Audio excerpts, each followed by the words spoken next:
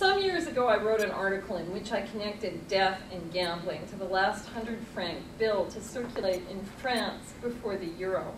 I drew attention to the way this bill uses Cézanne's red card players as an ingenious anti-counterfeiting device designed to prevent illegal reproduction, which, given the associations that many may have with the painting, seems ironically to function as an invitation to cheat and falsify. In other words, it seemed to me at the time somehow counterintuitive to use a dark painting that draws associations with death, gambling, and cheating as a guarantee against counterfeiting. I concluded that the contemporary comfort with futurity, absence, and instruments of credit like mortgages that provoke one's thoughts of one's own death were somehow connected to the French exchequer's choice of this image for the last 100-franc note. I also suggested that if gambling was seen as a more radical form of speculation, a painting that thematizes gambling may present a parallel to the current mode of speculation. And I'm getting really close to done. As I've been arguing, the general trajectory is towards abstraction and dematerialization, while growing complexity progressively moves agency further and further from outcomes.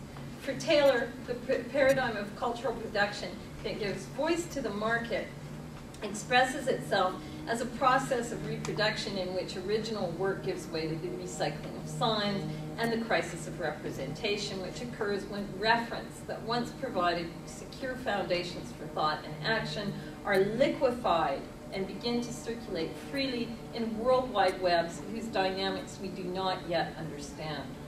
Von Hagen's art, which in a sense makes liquid assets of bodies so that they are imitations of representations executed in modified organic material, is particularly well suited to the times in which we live, beginning with movies like Casino Royale that made much of his dead poker players.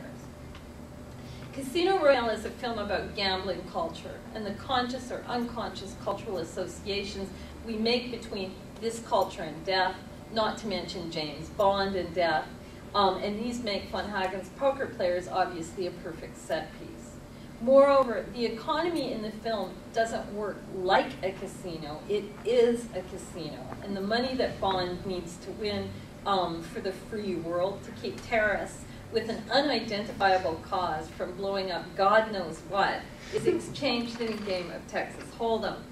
In the novel on which the film is based, Ian Fleming wrote of a world informed by the logic and impartiality of the roulette ball and of the playing cards, wherein futures are determined on the grass-green-based battlefield of the card table. For Ian Fleming, one of the consequences of a world run on gamblers' logic is that the villains and heroes get all mixed up. History moves pretty quickly, and the heroes and villains keep changing parts. This generalized impression arising from both political and economic complexity, whereby effects are separated from sources by endless layers of confusion and great distances, is summed up by M in the movie, who in frustration exclaims, "Christ, I miss the Cold War." Since that time of clearly defined enemies, Texas Hold'em presents itself as a perfect fictional device reflecting the logic of full-blown, very late capitalism in a world where nobody claims that anything remotely like a Smithian invisible hand morally regulates the market, and where everyone is in bed, so to speak, with everyone else. As Thomas Althusser has argued, global politics and economics produce cinematic worlds in which motivation, causation, and agency block each other as each layer of possible explanation of the precise form of conflict creates a denser web of hypothetical premises and unproven presuppositions. Or, as M once again calmly tells Bond at the close of the film, "We will never know who was behind this." Moreover, Von Hagen's cadavers grace a cinematic world that's incredibly cynical as to how money is made. As M casually tells Bond, after 9/11, the CIA discovered a massive shorting of airline stock. When the stocks hit bottom on September 12th, somebody made a fortune. In M's version of the events of 9/11, politics and the market are indistinguishable from one another, and terrorists may or may not have been employed in the service of insider trading before 9/11. The attacks on the Twin Towers were part of a business deal, and somebody made a fortune when thousands died. Although the millions who have admired van Hagen's plastinates often claim that it has to do with their fascination with science, I love that, technology, or the body, I would argue that it is also about voyeurism made acceptable through the complete anonymity of his pieces.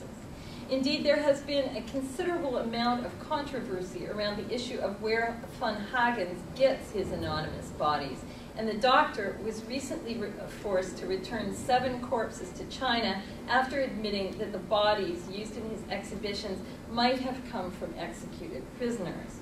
Van Hagens, who has also been accused of harvesting anonymous prisoners, homeless people, and the mentally ill in Russia, offers his usual defense, namely that in this complex postmodern world he just couldn't be sure of their origins. Although thousands of people from all over the world have now volunteered their bodies for plastination, van Hagen's cadavers will remain anonymous even as they grace the home of private collectors. A lengthwise plastinated cross-section of a complete stranger's body will soon be available on the internet for 12,000 euros to 17,800, while horizontal cross-sections, which can be produced more cost-effectively as each body yields 230 slices, available for 250 euros a slice, or 1,600 for a 16-slice set, so you can hang it in your living room. As the artist proudly explained, we are able to quickly produce large quantities with high quality for a good price, so that in 3 or 4 months, everybody will be able to buy slices on the internet. But perhaps what makes the artist's work so very now is the way in which these bodies straddle and deconstruct boundaries such as real and plastic, alive and dead, now and the future, as they circulate quietly through the market.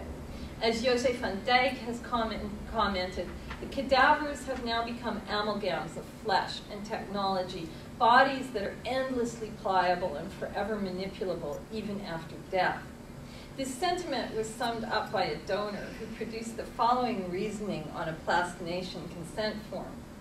And he wrote, "No rotting in the ground for me. I want to be here with the other exhibits, skinned, posed, and proud, facing happily into a plastinated, technologized future." Likewise, van Hagens, when asked if he would have his own body plastinated, replied, "Of course, I plastinated my best friend recently. I think about the idea that my human body will continue to teach even after I'm dead. Truly, this is a statement only possible in a society and economy that has become hell-bent on futurity, on constant projection, on a future so bright that we should all wear shades." Thank you.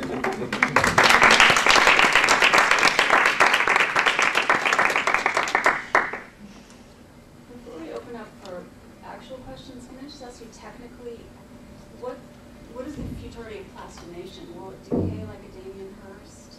No, it's supposed to, be around for like forever. Yeah, that's the whole idea.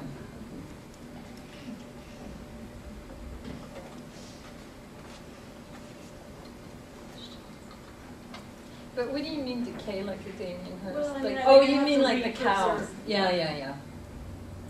Yeah, I don't think so. I think these have like a really long shelf life. It takes months to make one. He has to, suck out all the fluid and pump other stuff into the interstices. And I don't know. What's the longest? When did he first do it? I'm not entirely sure. I think about 10 years ago, but I can't give you an exact date. I'd have to look it up. It's been a while since I've dabbled. Applied for the patent in 1979 for Wikipedia. 1970, thank you. That was his first plastination. God, he's been at it for a while. But he didn't make it big. No, he plays Las Vegas regularly. He's permanently in the Luxor. So this is actually quite interesting because the first registration of this technique in his art is through the patent system in both Europe and the US. It's